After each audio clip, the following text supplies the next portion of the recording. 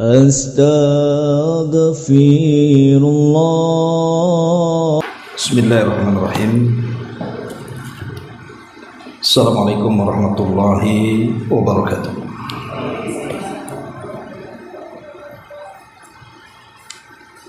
Alhamdulillah wassalatu wassalamu ala Rasulillah wa ala alihi wa sahbihi wa mawalah wa la hawla wa la quwata illa billahi wa ba'd. Kita lanjutkan kajian kita dan kita masuk pada hadis ke 37 dan seterusnya.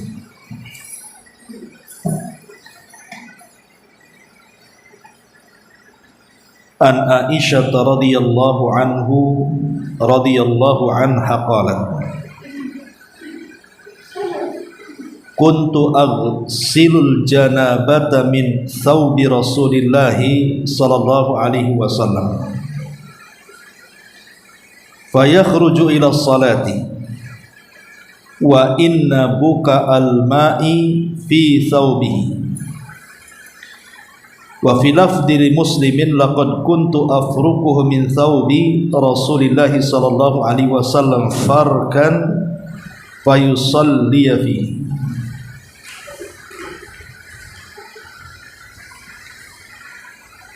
Dari Aisyah Ummul Mukminin radhiyallahu anha, dia mengatakan, aku membasuh mani atau sperma yang masih basah,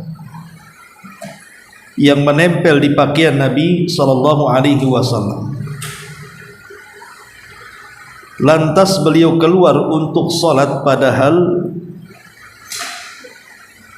basahan air masih tampak pada pakaian Nabi sallallahu alaihi wasallam. Dalam riwayat Muslim, aku mengerik mani yang sudah kering itu yang menempel di pakaian Rasulullah sallallahu alaihi wasallam, lantas beliau menggunakan pakaian itu untuk melaksanakan salat. Ma'asyiral muslimat yang dimuliakan Allah Subhanahu wa taala, hadis ini masih bercerita seputar hukum sperma. Sebelum kita menjelaskan tentang hadis ini, sedikit kita akan bicara tentang keajaiban sperma.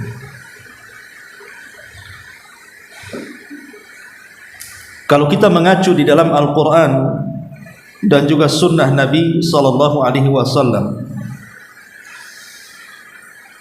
air mani ataupun sperma ini adalah cikal bakal penciptaan Allah Subhanahu wa taala terhadap manusia. Karena kita tahu bahwa ada dua jenis bahan sebagai unsur ciptaan manusia. Pertama air, dan itu disebutkan dalam surah Al-Anbiya 30. Awalam yaral ladzina kafaru anna as-samawati wal arda kanata ratqan fafataqnahu wa ja'alna minal ma'i kulla syai'in hayyin afala yu'min. Dan apakah orang-orang kafir itu tidak mengetahui bahwasannya langit dan bumi itu dahulunya keduanya menyatu, kemudian kami pisahkan keduanya.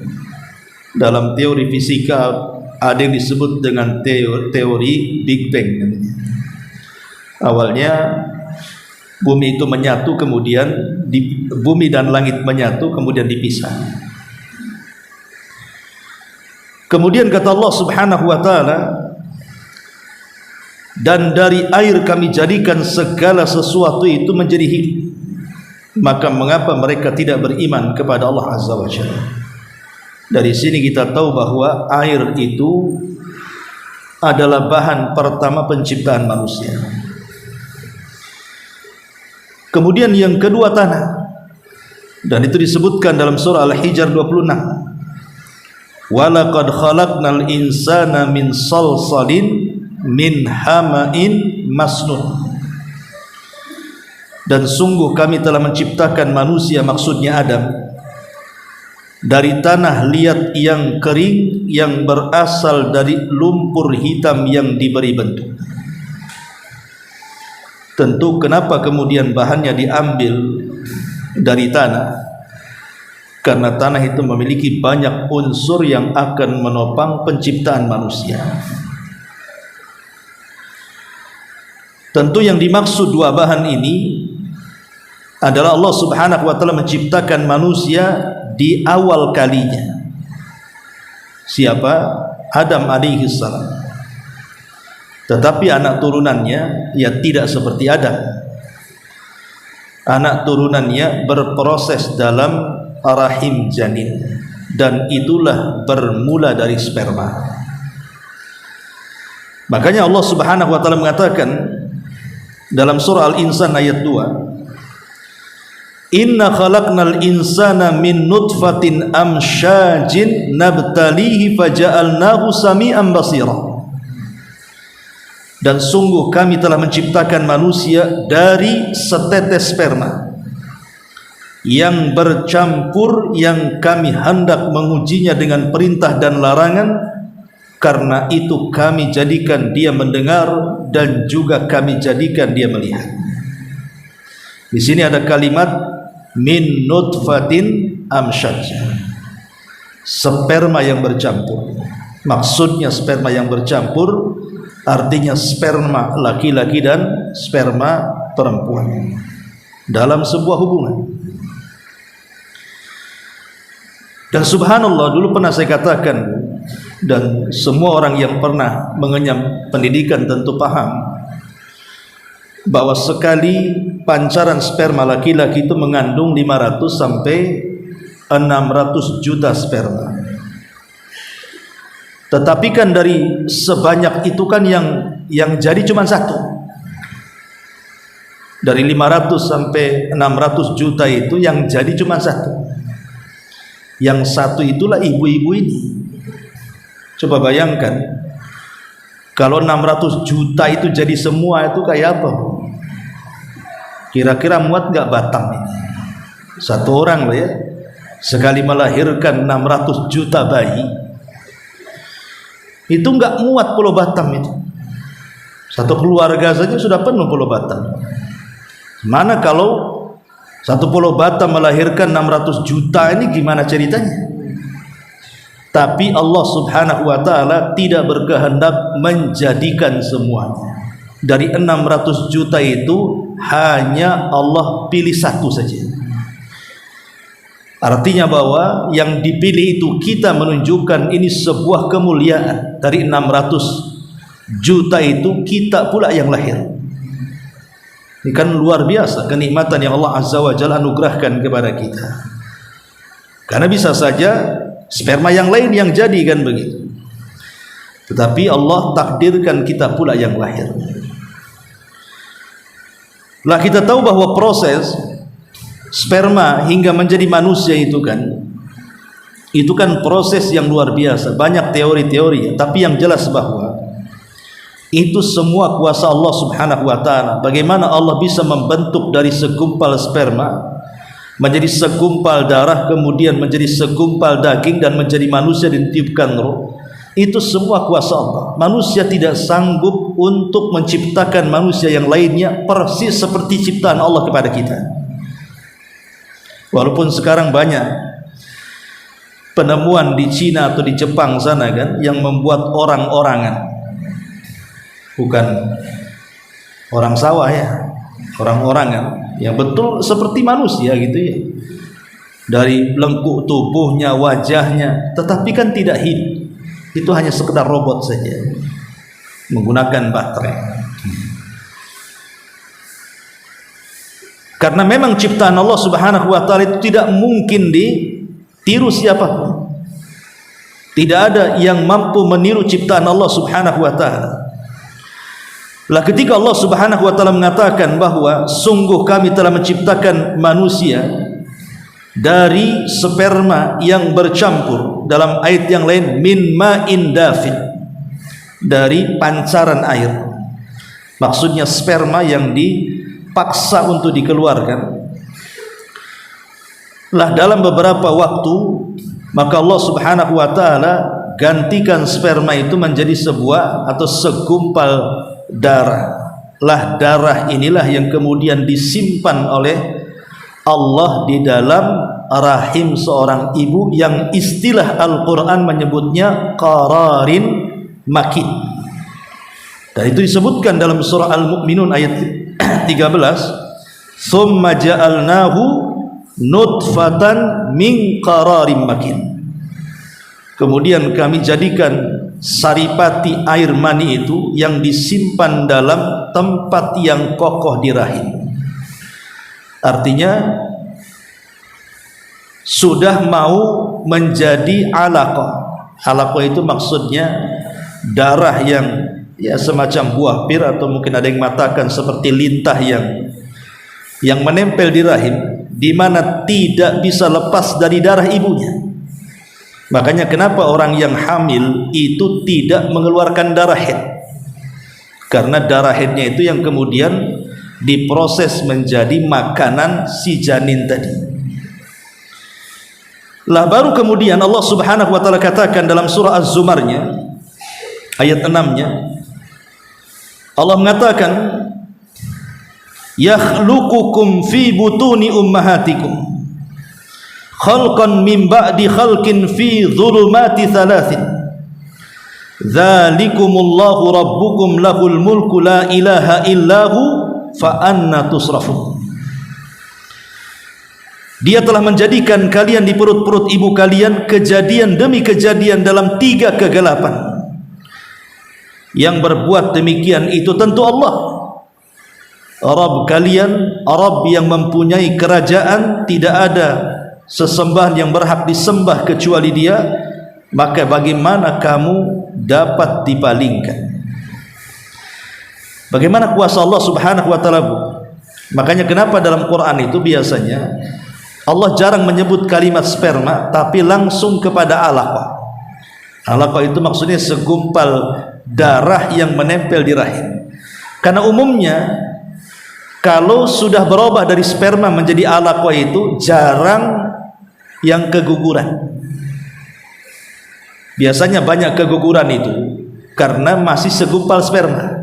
Makanya kenapa kehamilan di usia sebulan 2 bulan itu kan rentan-rentannya yang baik bergerak, karena memang belum betul-betul kokoh menempel di janin.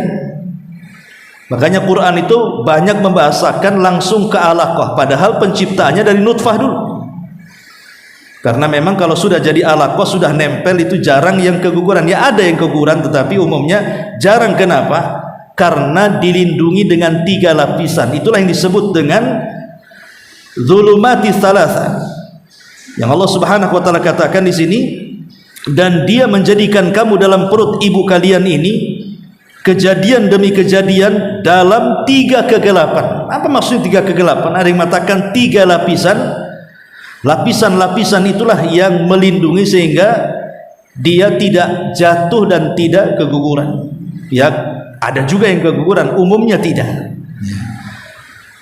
Makanya Allah Subhanahu wa taala mengatakan dalam surah Al-Qiyamahnya 38, "Tsumma kana 'alaqatan fa khalaqa fasawwa." Kemudian mani itu menjadi segumpal darah, lalu Allah Subhanahu wa taala menciptakannya dan mulai menyempurnakan ciptaannya. Bahkan lebih jelas lagi dalam surah Al-Mu'minun ayat 14, "Tsumma khalaqna nutfatan 'alaqatan fa khalaqnal 'alaqata mudghatan fa khalaqnal mudghata idhaman fa kasawnal idhama lahman tsumma ansha'nahu khalqan akhar fatabarakallahu ahsanul khaliqin." Kemudian dari air sperma itu, air mani itu, kami jadikan segumpal darah. Lalu segumpal darah itu kami jadikan segumpal daging. dan segumpal daging itu kami jadikan tulang belulang. Jadi awalnya gumpalan sperma, kemudian menjadi gumpalan darah, kemudian menjadi gumpalan daging seperti potongan daging, baru kemudian Allah ciptakan tulang. Baru setelah itu kami bungkus tulang-tulang itu dengan daging, kemudian kami jadikan dia makhluk yang berbentuk lain.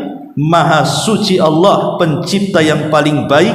Surah Al-Mu'minun ayat 14. Lah dari sini masyarul muslimat yang dimuliakan Allah Subhanahu wa taala, bagaimana rahasia sperma itu kok bisa menjadi manusia? Begitulah prosesnya secara singkat.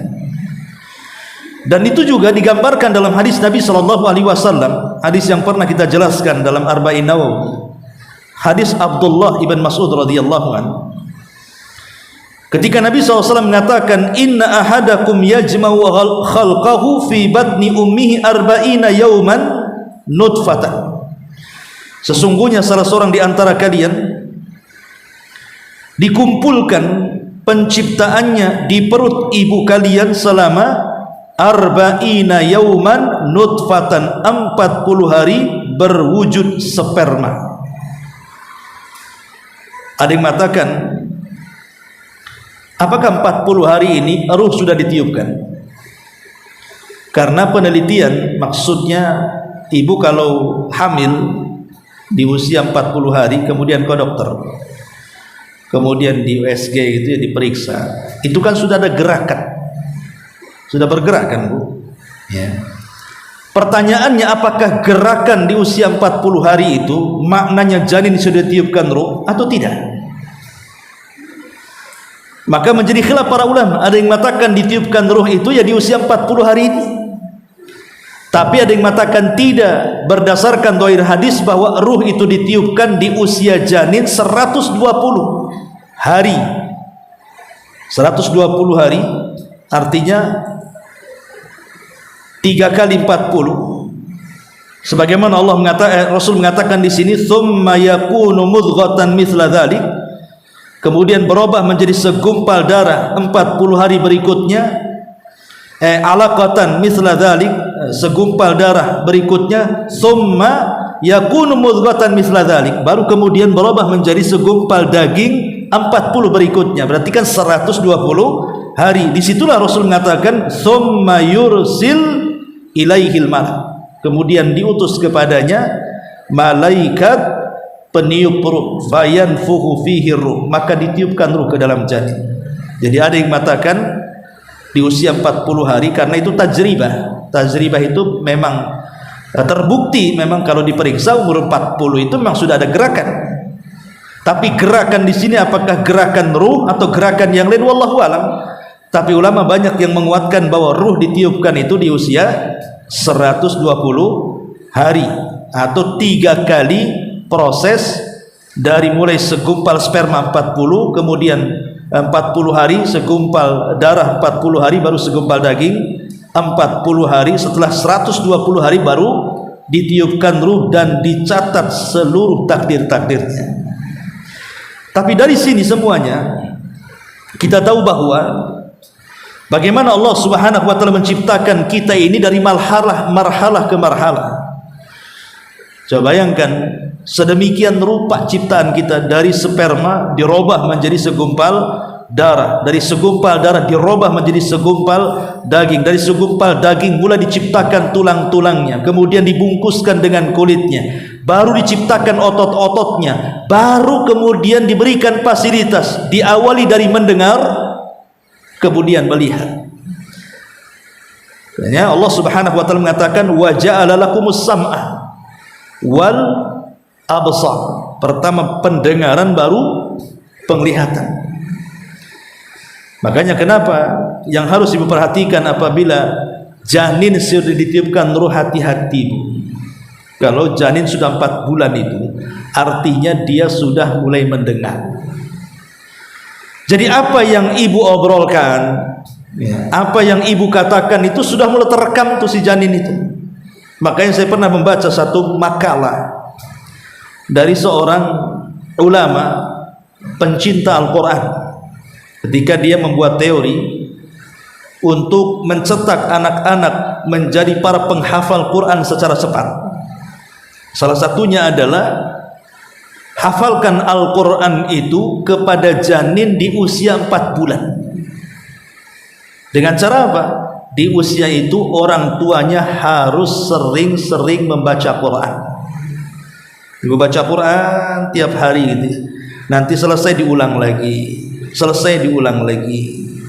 Maka ketika bayi ini lahir, kata beliau, dia sudah mendapatkan gambaran daripada Al-Quran itu sendiri. Sehingga kalau seandainya dia diarahkan untuk membaca Quran dan menghafalnya, itu lebih mudah tuh. Makanya kenapa Bu, artis-artis itu, kenapa anaknya kok ikut jadi artis dan suaranya bagus pula kayak ibunya atau kayak ayahnya? Ya karena ketika dia hamil dia suka nyanyi, berojol saja dia ikut nyanyi si bayi itu jadi. Karena makanya hati-hati, jangan ketika hamil suka gibah, nanti anaknya lahir pula jadi ratu gibah. Ya, orang tuanya sudah suka gibah, nular sama anak-anaknya. Jadi dari sini kita tahu bahwa bagaimana Allah Subhanahu wa taala menciptakan air sperma itu penuh dengan keajaiban. Baik, kita masuk. Jadi hadis Aisyah Ummul Mukminin radhiyallahu anha ini menceritakan tentang hukum sperma sebenarnya. Apakah sperma itu najis ataukah sperma itu suci, dan bagaimana cara pembersihannya? Menjadi khilaf para ulama tentang hukum sperma atau air mani itu, apakah dia najis atau tidak. Ada 3 pendapat. Pendapat yang pertama, bahwa hukum sperma itu sama dengan kencing. Artinya kalau kencing najis, berarti sperma juga najis. Berarti kalau sperma najis, kalau memegang berarti harus dicuci tangannya, karena memegang najis. Sebagaimana kita memegang air kencing harus dicuci tangannya, maka megang sperma pun sama bagi yang mengatakan sperma adalah najis. Dan ini adalah pendapat Imam Malik. Kemudian yang kedua, ada yang mengatakan bahwa sperma itu najis, tetapi pembersihannya cukup dibasuh ataupun dikerik, itu sudah dianggap suci.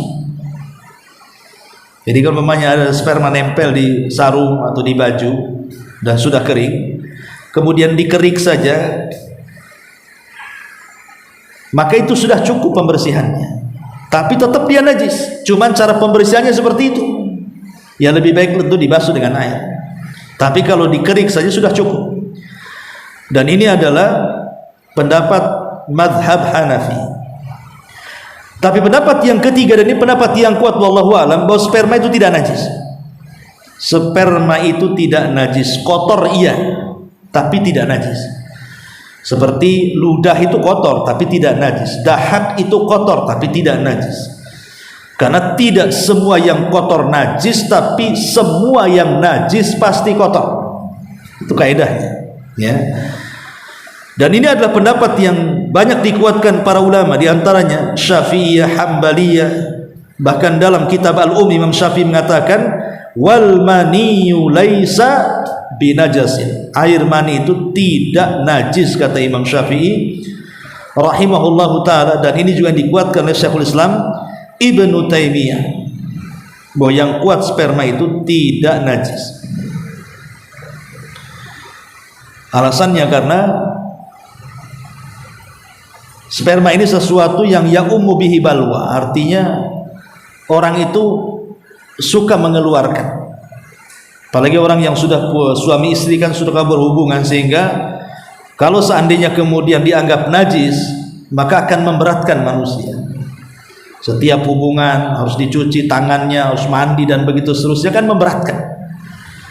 Sehingga karena sperma suci, berarti habis berhubungan walaupun tidak mandi tidak apa-apa, langsung tidur gitu maksudnya. Apalagi kalau sampai menyentuh sarung, pakaian dianggap najis dan tidak boleh untuk sholat, itu memberatkan sekali.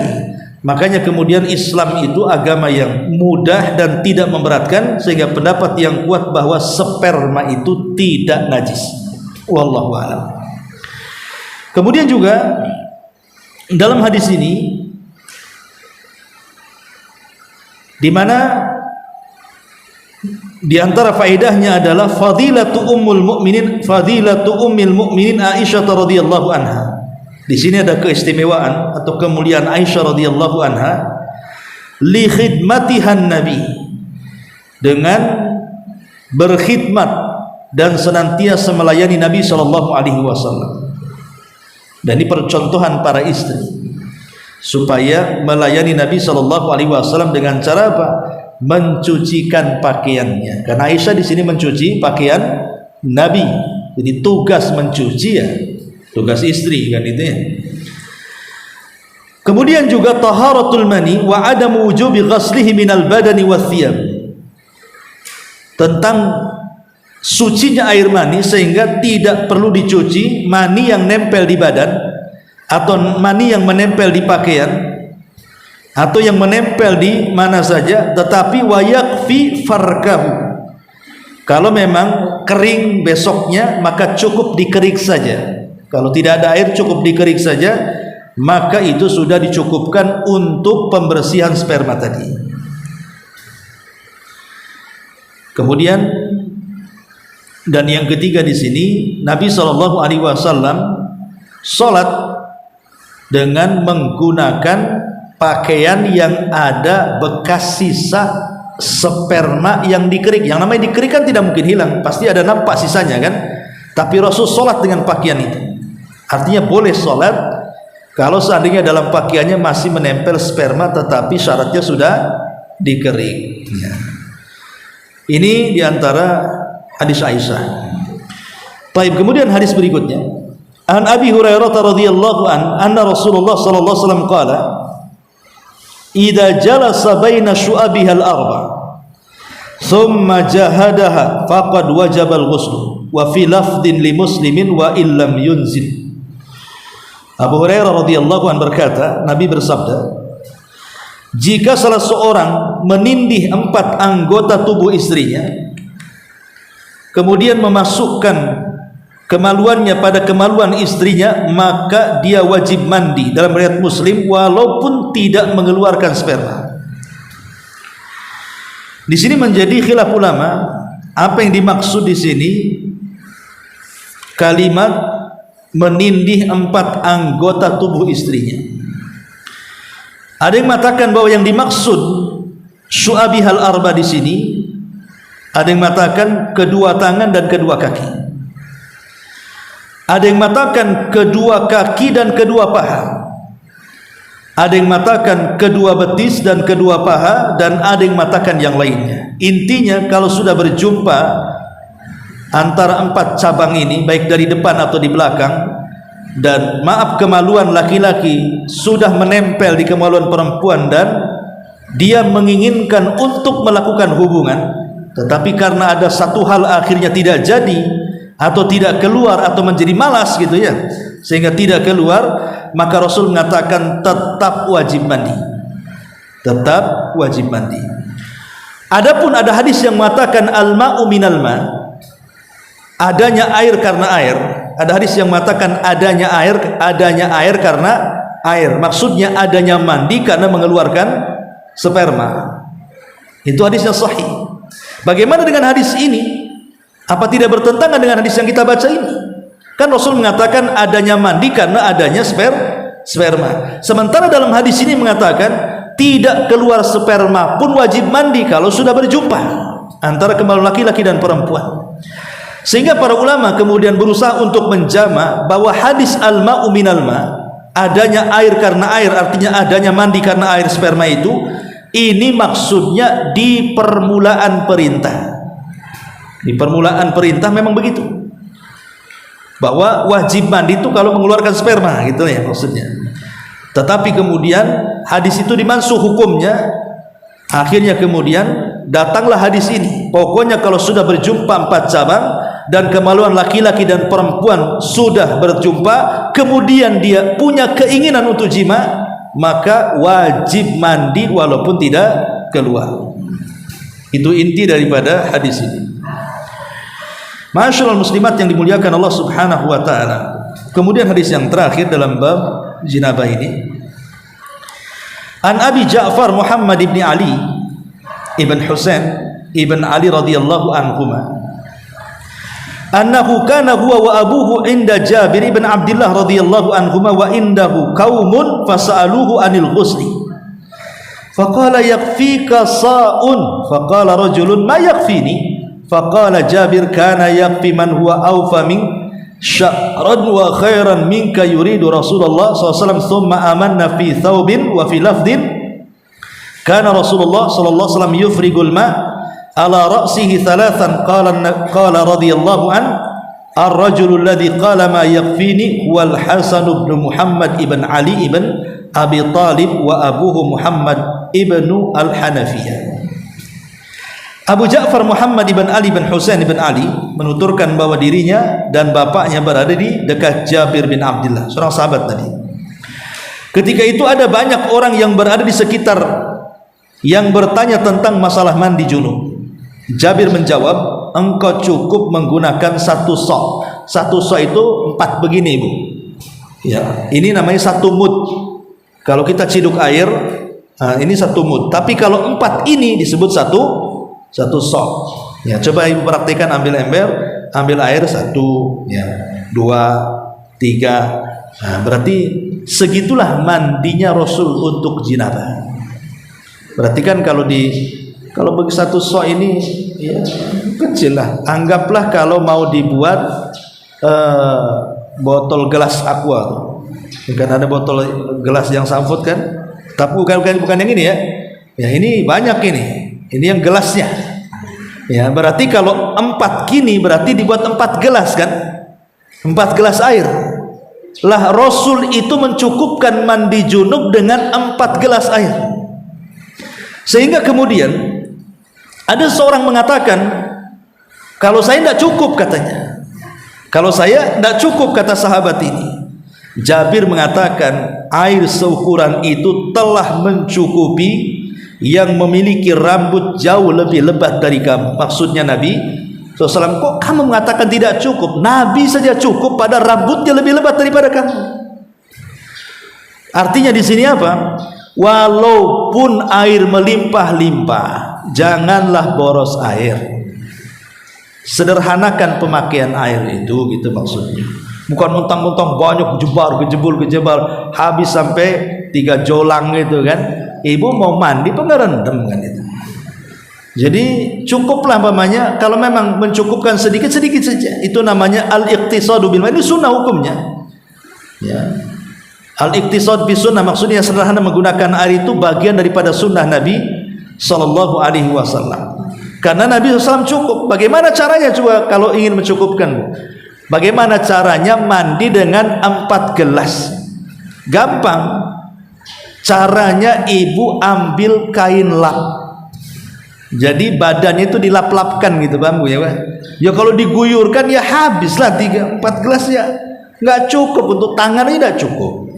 Jadi caranya itu ya, ambil lap, kemudian dibasahi, kemudian dibasuh-basuh. Karena inti daripada mandi junub itu di mana tidak ada satu ruas jari pun dalam badan kita yang tidak terkena air. Artinya harus terkena air. Gimana caranya? Ya caranya pakai anduk. Ya dibasahin, dilap-lap, yang penting satu badan itu kena semua. Nanti sisanya baru diguyurkan di kepala yang 1 gelas itu. Jadi yang 3 gelas untuk basuh semuanya badan, yang 1 gelas untuk kepala kan bisa. Atau kita bagilah 1 gelas dari leher ke kepala, 1 gelasnya dari leher ke dada, 1 gelasnya dari dada ke paha, 1 gelasnya dari paha ke kaki, kan bisa juga tuh dibagi-bagi. Ya, itu kalau memang tidak ada air. Ya, tidak ada air. Tapi kalau ada air ya tetap mandi yang baik kan itu. Tetapi tidak harus kemudian menghambur-hamburkan air. Lah di antara faedah hadis ini yang pertama, bagaimana di sini kecintaan ahlu bait. Bahwa kita ini harus mencintai ahli bait, tapi tanpa harus memuji dengan cara ekstrim. Ya biasa saja. Kita mencintai keluarga Nabi itu, dan itu bagian daripada ibadah tanpa harus berlebihan. Kemudian yang kedua, Di sini bagaimana salaf ini memiliki semangat untuk mengikuti sunnah. Ketika orang ini mengatakan aku tidak cukup kalau 4 gelas, Rasul cukup kok kamu tak cukup pula. Itu kan maknanya apa? I'tirad namanya ya. Nabi aja cukup, kamu kok nggak bilang nggak cukup? Emang siapa yang lebih baik, engkau apa Nabi? Gitu. Nah ini menunjukkan apa? Bagaimana orang dulu itu sangat ingin mengikuti Nabi Shallallahu Alaihi Wasallam. Kemudian yang ketiga, istihbab at-takhfifi ma'it taharah. Sunnah hukumnya tidak boleh berlebihan di dalam menggunakan air dalam bersuci. Kemudian juga di sini ada ingkar alaman yukhalifu sunnah. Harus ada pengingkaran bagi orang yang menyelisihi sunnah. Orang ini kan menyelisih dan mengatakan aku sih tidak cukup.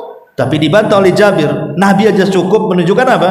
Kita harus mengingkari orang yang mengingkari sunnah Nabi Sallallahu Alaihi Wasallam.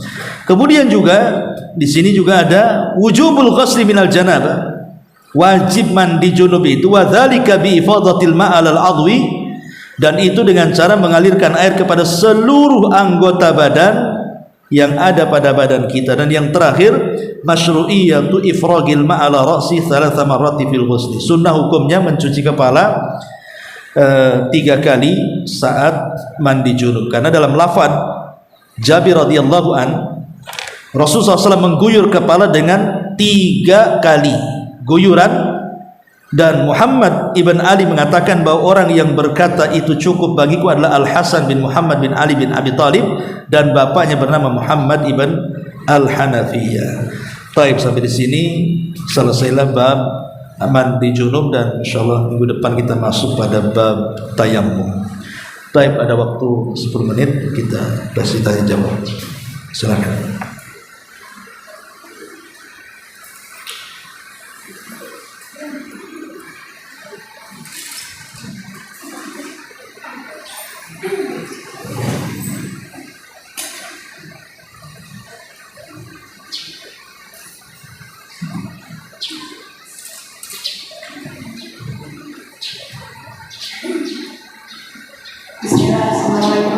Waalaikumsalam.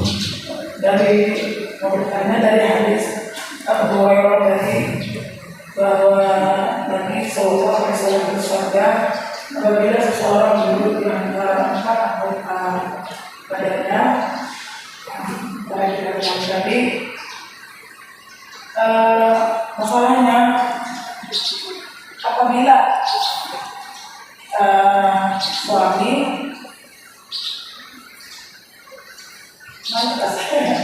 melakukan tersebut, wanita itu terhalangi terbungkus dengan pakaian itu, apakah kita wajib mandi? Wajib. Sebenarnya ini kinayah, Bu. Rasul itu mengatakan pertemuan 4 cabang ini kinayah. Karena orang berhubungan itu kan tidak mesti dari depan, bisa dari belakang, kan macam-macam lah, intinya kan kepuasan sebenarnya. Cuman Rasul, karena ini kan bahasa-bahasa yang sifatnya privasi, ya, privasi itu maksudnya vulgar, maka Rasul kan membahasakannya juga tidak vulgar, karena orang semua paham. Kalau orang sudah pernah menikah pasti paham gitu bagaimana hubungan suami istri, tidak usah dirincikan, orang semua paham. Cuman Rasul ingin membuat semacam kinayah apabila berjumpa 4 cabang itu. Ya, sekarang kalau tidak berjumpa dengan 4 cabang, artinya dia tidak melakukan hubungan dari depan ke depan gitu ya, umpamanya dari belakang atau dengan cara apa, intinya tidak ketemu antara betis dengan betis atau tangan dengan tangan. Tetapi umpamanya kemaluan laki-laki dan perempuan masuk, apakah kemudian tidak wajib mandi? Ya wajib juga mandi, ya, karena itu bukan syarat pertemuan.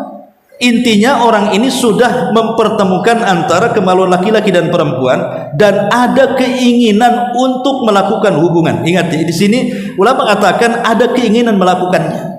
Walaupun iya, walaupun kalau terhalang pakaian, ya tidak. Kalau terhalang pakaian ya tidak. Maksudnya kalau dia hanya bercanda saja terhalang pakaian, umpamanya lagi haid, lagi apa, maka tidak wajib mandi. Ya kalau terhalang, ya terhalang selimut, terhalang pakaian, apalagi terhalang dinding kan itu, maka nggak wajib mandi kalau terhalang semuanya, ya artinya sama-sama pakai pakaian ya. Iya, maksudnya ibu gitu ya. Iya, kan sudah bertemu antara anggota keluarga. Iya, tapi kan terhalang pakaian. Iya. Maksudnya kalau bungkus pakaian kemaluannya gitu. iya, itu tidak wajib mandi kalau memang tidak, itu kan tidak melakukan hubungan namanya. Kalau terhalang pakaian itu kan bersenang-senang. Hah? Tapi spermanya keluar gitu. Iya, alasannya bukan di berjumpa 4 cabang lagi. Itu ada lagi hadisnya. Ya, bahwa wajibnya mandi itu karena keluar sperma. Hadisnya lain lagi. Kalau memang jangankan berhubungan pakai penghalang, seandainya seseorang melakukan onani dan yang semacamnya, ya itu kan dikeluarkan dengan cara paksa dengan tangan. Apakah kemudian tidak wajib mandi karena tidak berjumpa lawan jenis gitu kan? Ya tetap wajib mandi karena intinya keluar. Ketika kita membahas masalah mimpi pada minggu yang lalu, kan mimpi itu kan ada 3. Pertama, mimpi melakukan hubungan, pas bangun nampak sperma, wajib mandi. Yang kedua, dia bermimpi berhubungan, pas bangun tak nampak sperma, tidak wajib mandi. Kemudian yang ketiga, tak bermimpi bangun kok ada sperma, wajib mandi, ya kan? Intinya bukan di mimpinya tetapi di spermanya, gitu maksudnya. Kalau sudah mengeluarkan sperma maka wajib mandi. Tapi kalau tidak mengeluarkan sperma, hanya madhi saja. Madhi itu maksudnya cairan sebelum keluarnya sperma, itu namanya cairan bening. Sebelum keluar sperma itu disebut madhi namanya. Ya, kalau wadhi beda, sama-sama bening, tapi kalau wadhi keluar karena keletihan, kecapean, kencing, ada cairan, itu namanya wadhi. Tapi kalau seseorang suami istri pemanasan, muqaddimatul jima, mau melakukan jima, kemudian keluarlah itu air kental yang berwarna bening, itu namanya madhi, bukan mani. Ya, kalau mani itu kan keluar karena dorongan dia. Kalau dorongan biasanya berwarna agak tebal gitu ya. Kalau madhi kan bening saja dia. Lihat cairannya itu apakah madhi ataukah mani. Kalau madhi saja tidak wajib mandi, cukup dibersihkan karena najis. Ya. Tapi kalau mani memang tidak najis tapi harus mandi. Itulah menunjukkan agama ini bukan akal-akalan. Harusnya yang najis itu mandi, yang tidak najis cukup berwudu, dibalik pula. Yang najis pula cukup berwudu, yang tidak najis pula harus mandi. Kan logika tidak masuk di situ. Tetapi itulah agama. Agama yang mengajarkan seperti itu. Tidak mesti harus ikut akal, tapi semuanya di hikmah. Jadi kalau terhalang kemudian mengeluarkan sperma, ya tetap wajib mandi. Bukan masalah pertemuan 4 cabangnya, tapi keluar spermanya tadi. Wallahu a'lam.